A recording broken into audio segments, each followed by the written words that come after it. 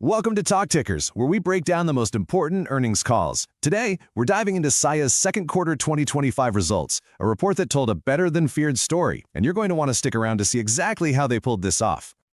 Okay, let's start with the single most important number from this entire call, 330 basis points. That's a 3.3 percentage point sequential improvement in their operating ratio.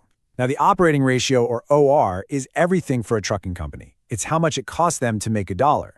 A drop this big, it absolutely crushes historical averages. This was a massive win on efficiency. And you better believe the market noticed. I mean, look at this. The stock just exploded higher, gapping up almost 13% in the pre-market. That's a huge move, and it tells you one thing very clearly. Investors were way more impressed with Saia's execution than they were worried about the soft freight market.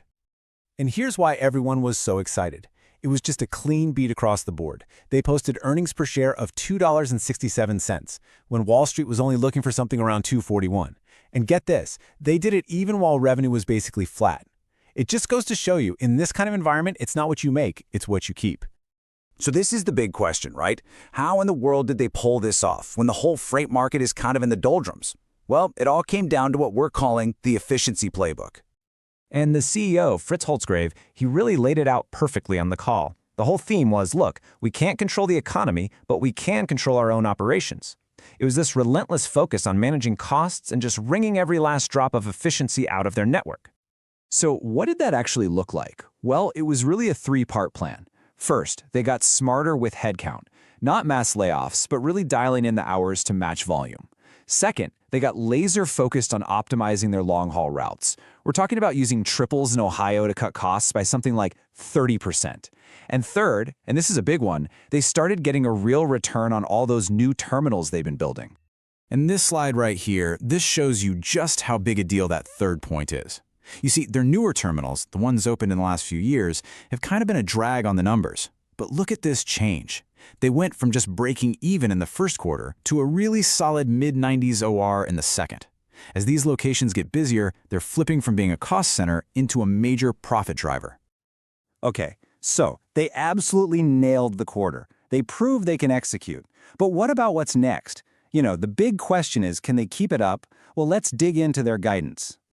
So, looking ahead to Q3, they're guiding for their OR to worsen by about 100 basis points.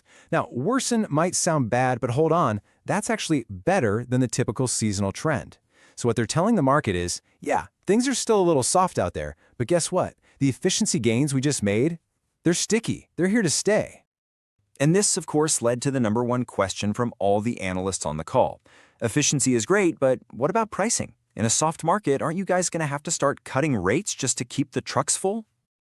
And management's answer was a very firm no. They said the pricing environment is actually staying rational. I mean, look at this. Contract renewals are still coming in hot at 5.1%. Their whole philosophy is about getting paid for their great service, not just chasing cheap freight. It's about quality over quantity. All right, so let's put it all together. They smashed the quarter, they're guiding better than usual, and they're holding the line on pricing. So what's our official take here at Talk Tickers? Where does the stock go from here? Okay, let's dive into our prediction.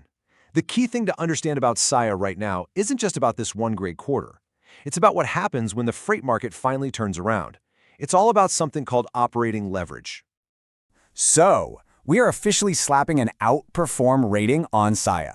The story here is pretty simple, but it's powerful. They've spent all this money building out an incredible national network. Right now, they've proven they can manage costs, so just imagine what happens when volumes come back. All that new business is going to flow through their super efficient system, and profits should just explode higher. That's the operating leverage play. Okay, so for our regular not financial advice segment, how could you potentially play this? If you believe in that operating leverage story, what's a way to position for it? One idea is something called a long call spread. Basically, you're buying a call option that bets the stock will go up, but you're also selling another one further out to help pay for it.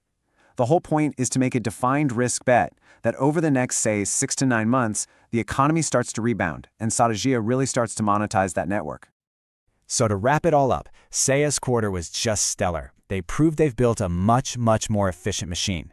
The real question for investors now isn't if they can execute, they've already shown us they can. It's how much profit that machine is going to spit out when the freight market finally turns positive. and it feels like the market is only just starting to wake up to that potential. And as always, this is not financial advice.